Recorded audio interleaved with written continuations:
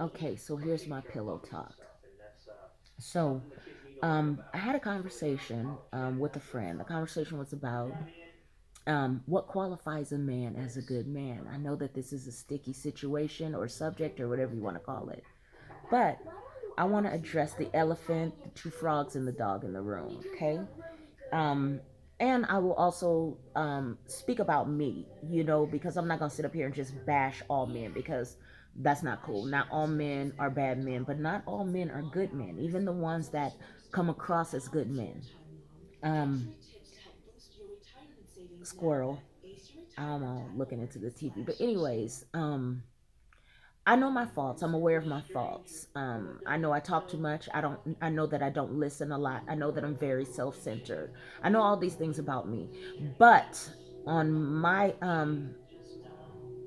in my defense, I am two times divorced. So I've practiced being self centered. I've practiced learning how to put me first. I've practiced how to value my own opinions and my own thought processes without having anyone to dictate how I'm supposed to speak or think or feel. I am single, but I'm a divorcee. I am not in the market for a husband. Now, if that presents itself, then hey, come what may. However, I can't be categorized with every other single woman. Um, I've already been a wife. I've already done the things that are expected of women. It's my turn now. I want to think about me. I've had very good men in my life, but I've had to let them go because um, I can't provide for them what they need or what they're searching for. Okay. So let's understand that first. I'm not just criticizing or knocking, you know, um, all good men. I'm just simply saying that a good man is subjective. Follow me here. Okay. So as an example, I'll give you this. About a couple of days before Thanksgiving, I went out on a dinner date. I don't know what it's called. I cooked, so I don't even know if it's a date, and if it is, I paid for it. So anyways, long story short, this guy, we had already had conversations about him being a good man and how his mom raised him and how he opens car doors and he's a gentleman. Now, in that conversation, I didn't want to interrupt him, but my thought process was that's chivalry. Chivalry and being a good man are two solely separate things, okay? And chivalry is a good thing, don't get me wrong. However, dot dot dot, Gina, if I'm in tennis shoes, if I'm already at the door of my car, I don't need you to open it. And this situation, when it was time for me to leave, he walks me outside, maybe several steps behind me, and I get to my door. My hands are here. All I have to do is bend and open my door. He pushes himself past me, literally pushes me out the way, and says that he's a man and it's his responsibility to open my car door and I should allow a man to be a man. And he pulls my car door open and I get in. I'm livid, okay? I'm extremely upset. Not so much because he the effort. I give him A for his effort, but you pushed me out of the way. You totally disregarded my request for you not to open my door, and you forced your chivalry on me. That's a problem for me. Okay, now who was wrong, me or him? But I was wrong because he felt like I wasn't allowing a man to be a man. That to me wasn't very manly. So, anyways, long story short, time progresses.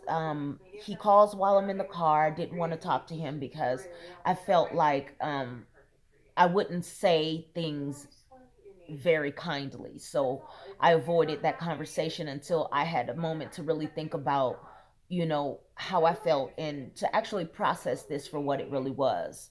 Um, we finally spoke. I didn't go into details about how I felt. I'm pretty sure that the irritation was felt between both of us.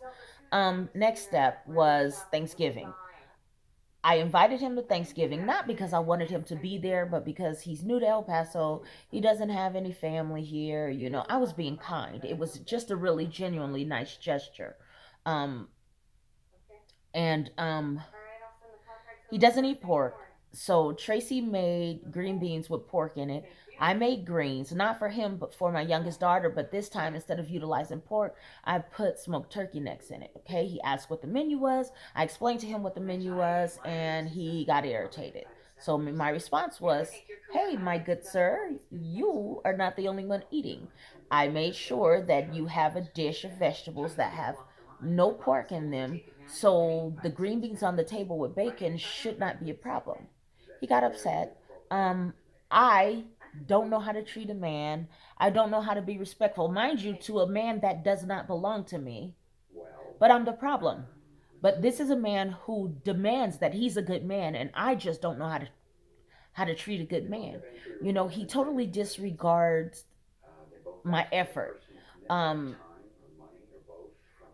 he lacks communication. And for me, that's what a good man is. A good man is a man that has the ability to communicate properly. A good man has ethics, he has morals and values. He has, above all, integrity. He's loyal, not just to me or women, but to the things around him that are important to him.